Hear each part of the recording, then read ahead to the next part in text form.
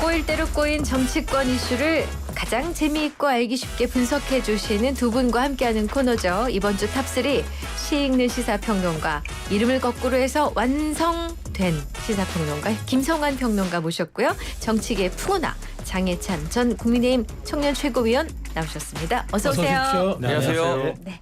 자, 이번 주 탑3 그나저나 어디 가세요? 김성환 평론가는. 아니요, 왜요? 명절이잖아요. 혹시나 해서. 아, 이 부모님이 다 돌아가셔가지고요. 예. 저는 친가 쪽으로 갈 데가 없습니다. 그래서 처가하고 같이. 네. 처가는 또 가깝게 살아서요. 혹시 명절 내내 방송하시는 거 아니고요? 아닙니다. 아니죠. 없습니다. 우리 장혜찬 저는 최고위원. 짧게 또 부산 내려갔다 올 것 같습니다. 아, 네. 그래요. 다 다녀오셔야죠. 네, 알겠습니다. 자, 그럼 본격적으로 첫 번째 키워드부터 살펴보죠. 네, 첫 번째 키워드 가짜 뉴스입니다. 어제 이제 한덕수 국무총리가 대정부 질문에서 의대 증원 추진 이후 계속되는 의료 대란, 국민이 죽어나간다는 야당 의원 지적에 가짜 뉴스다 이렇게 강하게 반박했습니다. 이 발언 어떻게 들으셨습니까? 아, 예. 예. 일종의 이제 뭐라 그럴까요? 정확한 사실관계를 반영했느냐 안 했느냐는 거는 사실 통계를 보고 확인을 할 수밖에 없을 것 같은데요. 근데 지금 제대로 응급치료를 받지 못해서 숨졌다고 하는 보도가 언론을 통해서 전해지고 있는 사실이잖아요. 근데 그게 정확한 원인이 뭐냐 이걸 따지고 들어가면 뭐 논란의 소지나 찬반의 논란이 있을 수 있다고 보는데, 야당에서 얘기하는 것처럼 국민이 죽어나간다고 하는 건 일종의 수사적인 표현이라고 또 이해할 수 있는 거 아닙니까? 워낙 불안감을 많이 느끼고 있는 상황이니까. 그러니까 총리 입장에서는 뭐 엄밀하게 얘기하라 뭐 이렇게 얘기는 할 수 있겠으나 그 반박이 제대로 된 반박이었다 이렇게 보지는 않습니다. 저는. 네. 그러니까 이제 그런 점이 있는 것 같아요. 물론 지금 이제 의정 갈등으로 여러분들이 걱정하고 계시고 실제로 불편함을 겪고 또 안타까운 소식도 들려오고 있습니다. 그러니까 현장 상황에 더욱 민감하게 정부가 대처해야 되는 것은 맞는데 뭐 포털 사이트에 기사 검색을 한번 해보시면 응급실 뺑뺑이로 쳤을 때 작년에도 재작년에도 계속 응급실 뺑뺑이가 문제다. 응급실에서 중요한 진료를 잘 못 받는다는 기사들이 계속 나와요. 그러니까 지금 물론 이 현 상황을 정부가 심각하게 인지하고 해결책을 마련하기 위해 노력해야 하는 것도 맞지만 계속되는 의사 수 부족 문제라든가 필수 의료 특히 문제로 인해서 응급실 뺑뺑이나 응급실의 의사 부족 문제 등이 몇 년째 우리 사회의 이슈이고 화두였었거든요. 그러니까 이걸 어려움을 극복하고 지금 해결하지 않으면 5년 뒤 10년 뒤에도 우리는 계속 똑같은 문제를 겪게 될 것이다라는 답답함과 안타까움이 정부 측에는 있는 것 같고요. 통계로 봤을 때 뭐 응급실의 전원 이슈라든가 이런 부분을 보면 정부는 아직까지 이제 위기를 관리할 수 있다고 봅니다만 그런 팩트로 이제 국민들께 설명을 잘하고 야당에게 설명을 잘하는 것도 필요하고, 또 한 가지 어쨌거나 불안해하는 국민들이 연휴 기간 어려움을 겪지 않도록 또 현장의 목소리나 현장의 어려움도 더 청취하기 위해서 적극적으로 노력하는 걸 병행해야 한다고 생각합니다. 네. 자, 어제 여야 의정협의체를 구성하기 위한 그 비공개 당정 협의회가 있었는데 여기서도 한동훈 대표랑 한덕수 총리가 2025학년도 의대 증원 원점 재검토를 의제로 삼는 게 맞냐 안 맞냐 서로 의견이 달랐습니다. 그러니까 저는 뭐 여야 의정 협의체를 구성하기 위한 한동훈 대표의 답답한 심정은 잘 알겠고 이해가 갑니다. 그런데 한동훈 대표도 어제 비공개 회의에서 자신도 2025년도 정원을 지금 조정하는 것은 어렵다는 건 알고 있다라고 말씀을 하셨어요. 근데 그럼에도 이걸 열어놔야 대화가 되지 않겠느냐는 건데, 저는 어떻게 보면 25년도 같은 경우는 이미 수시 접수가 상당 부분 진행이 되어 버렸잖아요. 그래서 많은 전문가들이 지금 와서 의대뿐만 아니라 입시 전형이나 정원을 바꾸게 되면 수험생 학부모들이 소송했을 때 정부가 무조건 진다. 그러니까 이거는 이제 바꿀 수 없는 상황이라는 것을 인정하고 넘어가야 된다라고 지적을 해주고 있습니다. 그런데 이걸 마치 바꿀 수 없는 걸 바꿀 수 있는 것처럼 의료계를 불러들였다가 이야기해보니까 25년도 거는 불가능하네? 그러면 의료계의 화가 오히려 더 커질 수 있거든요. 제가 어떤 게 떠올랐냐면 그 하노이 노딜이 좀 떠올랐습니다. 그때 문재인 전 대통령과 우리 정부가 김정은 위원장의 비핵화 의지를 좀 지나치게 있는 것처럼 미국에게 중재자 역할 잘못하는 바람에 기대감은 커지고 정작 아무런 협상은 일어나지 않은 채 남북 관계나 뭐 미북 관계도 악화되고 있지 않습니까? 네. 그래서 어렵지만 안 되는 것과 정부 측에서 충분히 검토할 수 있는 걸 저는 명확하게 그어놓고 솔직하게 접근해야 된다고 보는 입장이고요. 네. 그래서 26년도 정원 문제 같은 경우는 의료계가 안을 가져오면 정부가 원점 재검토하겠다고 밝혔기 때문에 네. 증원 문제뿐만이 아니라 뭐 필수 의료 패키지라던가 이런 부분에서 정부의 양보나 타협의 네. 의지를 최대한 보여주는 게 필요하지 이미 불가능한 25년도를 계속 화두에 올릴수록 오히려 의사와 정부 사이의 신뢰가 되는 줄 알았다가 안 되면 더 허물어진다. 이런 측면도 좀 고려했으면 좋겠습니다. 네. 어떻게 보세요? 전 두 가지 얘기하고 싶은데요. 네. 정부가 사회 갈등 관리 능력이 있는가 이 부분인데요. 그러니까 그동안에 이제 의대 증원에는 반대하는 분들이 별로 없었을 거예요. 국민조사, 여론조사 했을 때도 마찬가지였고요. 야당에서도 의사 증원 필요하다고 인정하고 있는 거란 말이에요. 과연 그러면 증원의 폭이 어느 정도가 합리적이고 과학적인가 이 부분에 대한 이해관계가 엇갈리는 거 아닙니까? 그러면 정부에서 처음 문제를 풀어갈 때 지금과 같은 아주 극단의 상황까지 올 거라는 걸 상정하고 문제를 풀 때 이해 당사자라고 하는 의사들하고 저 전공의 전임의들하고 어떻게 문제를 풀어갈 것인가 그것들을 좀 로드맵을 만들어서 접근해야 되는데 네. 그냥 2,000명 꺼내놓고 난 다음에 누가 오래 버티느냐 버티기 싸움처럼 와버렸단 말이에요. 그리고 결국은 지금 응급실에서 문제가 터진 거 아닙니까?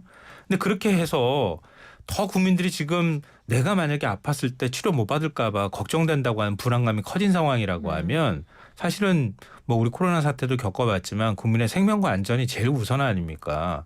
그래서 한동훈 대표도 2025년 의대 정원까지 테이블에 올려놓고 얘기하자 이렇게 얘기하는 거 아닙니까?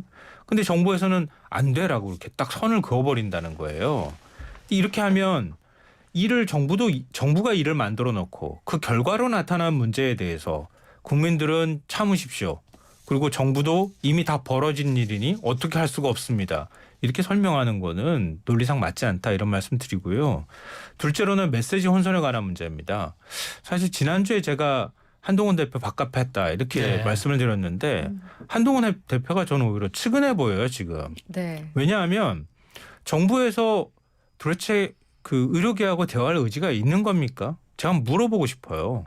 왜냐하면 한동훈 대표는 어떤 방식으로든 전공의들을 회의 테이블에 데려다 놓고 여기서부터 문제를 풀리면 그러면 회의 테이블에 와서 문제를 같이 머리 맞대고 풀려고 하면 그러면 전공의 전임의를 복귀하려고 할 거 아닙니까? 그렇게 해서 얼마나 의사 증원을 하는 게 합리적인지 방법들을 강구해 나가면서 문제를 하나씩 풀어나가자 이런 태도를 보이잖아요. 근데 정부에서는 한동훈 대표한테 일단 주도권을 맡기는 것처럼 해요. 그렇게 말하고 있잖아요. 네. 근데 뒤에서는 2025년 의대 정원은 못 건드려. 그리고 보건복지부 장차관 경질은 국정동력 떨어뜨리니까 안 돼. 전혀 다른 메시지를 계속 내고 있잖아요. 근데 정부 여당도 손발이 안 받는데 어떻게 야당한테 같이 협조해달라고 하고 의료계한테 어떻게 대화하자고 얘기를 합니까? 한동훈 대표가 오히려 여기에서 어떤 방식으로든 문제를 풀려고 하는 그 모습 자체가 오히려 안쓰러워 보일 지경이다 이런 생각이 듭니다. 오늘도 역시나 친한데 비한 패널로 이 구도가 형성이 되는 것 같은데. 저를 친한 게로 분류해 주시니 감사합니다. 저는 생각이 좀 다릅니다. 네. 이게 원칙이 허물어지기 시작하면 네. 오히려 대화는 시작했지만 제가 예를 들었던 이 하노이 노딜, 네. 그 남북미 관계가 네. 파탄에 이른 것처럼 더 큰 파국이 올 수도 있기 때문에 원칙을 지키면서 어느 선에서 협상이 가능한지를 정확하게 알려주는 게 조금 오래 걸리더라도 솔직하고 진솔한 협상의 태도인 것 같고요. 그러기 위해서 일단 언론에 알리거나 의료계에 뭔가 협상 카드를 던지기 전에 사실 여야 의정 협의체 만들자 26년도는 원점 재검토 가능하다는 건 한동훈 대표 측과 대통령실 정부 사이의 교류 이후에 나온 이야기잖아요. 이렇게 조금 오래 걸리더라도 사전 교류 이후에 네. 서로 합의된 안을 의료계에도 제시하고 국민들께도 알려야 혼란이 없는데 너무 물론 상황이 급박하다고 하나 일단 이 여야 의정 협의체가 구성돼서 대화만 출범하면 그건 나의 성과이기 때문에 일단 그거부터 무조건 하겠다.